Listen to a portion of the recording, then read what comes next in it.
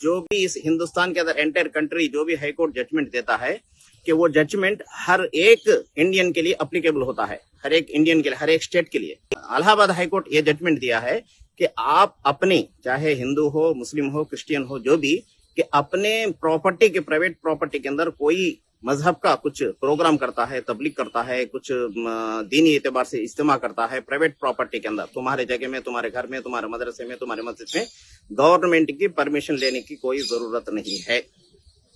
ये इसलिए आया था, वहां पे एक क्रिश्चियन मिनिस्ट्रीज वाले गवर्नमेंट को परमिशन रखे तो वो लोग नहीं दे रहे थे, तो उसने कोर्ट को अपील किया, रिट पिटिशन नंबर 1097/2026 कि उसका जो है जजमेंट आया था 27 जनवरी को। तो तुम प्राइवेट प्रॉपर्टी में जो करने वाली जो प्रोग्राम के लिए गवर्नमेंट की जरूरत नहीं है। हाँ, पब्लिक प्रॉपर्टी जो रोड्स है या कोई जो है आमतौर पे जो जगह है उसके अंदर अगर कुछ प्रोग्राम करना है तो गवर्नमेंट की परमिशन लेना, या जुलूस निकालना है तो माइक की परमिशन लेना, ये जरूरी है।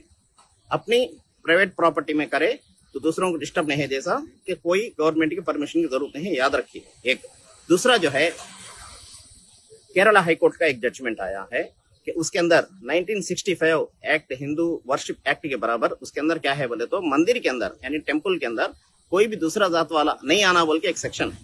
तो उसके बराबर जो है कि इन्होंने एक पास्टरों को दो तीन पास्टर जो है उसमें गए थे इनविटेशन के ऊपर, तो उसके ऊपर उन्होंने कोर्ट में केस फाइल किया। तो ये पास्टर हमारे मंदिर में आ रहे हैं बोल के केस फाइल किया। तो उसके ऊपर केरला हाईकोर्ट ने बात बोला कि तुम्हारे मंदिर के अंदर, टेम्पल के अंदर पास्टर हो या कोई दूसरा जात वाला आ सकता है, इसके अंदर कोई रुकावट नहीं है, कि इसे कॉन्स्टिट्यूशन परमिशन देता है।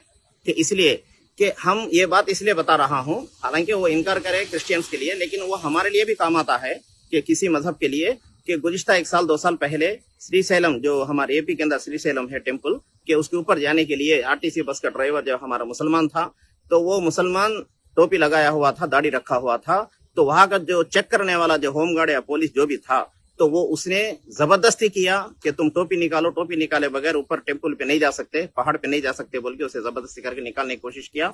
तो उसने उस जुरात दिखाई, उसने हिम्मत दिखाई कि टोपी नहीं निकाला, मैं नौकरी छोड़ूंगा मगर टोपी नहीं निकालूंगा बोला। तो इसी लिहाज से कि आप हजरत जो है कि अपने लोगों को आगाह करे, मालूमात करे इस बात की कि केरला हाईकोर्ट जो जजमेंट दिया है, किसी भी मंदिर के अंदर किसी जगह पे कोई भी आदमी जा सकता है, कोई मना नहीं है। आपको होना बोलता हाईकोर्ट का, केरला हाईकोर्ट का जजमेंट अवेलेबल है।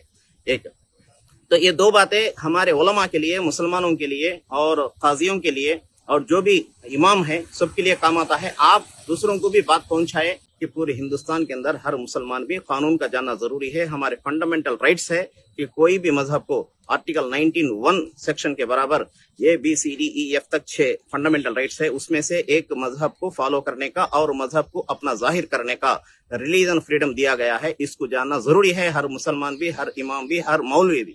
तो गोया आप हजरात से मैं आजीजाना दरखास्त करता हूँ, इस बात को आप हजरात बराए मेहरबानी खुद भी समझे और दूसरों तक पहुंचाने की कोशिश करें। अल्लाह हाफिज।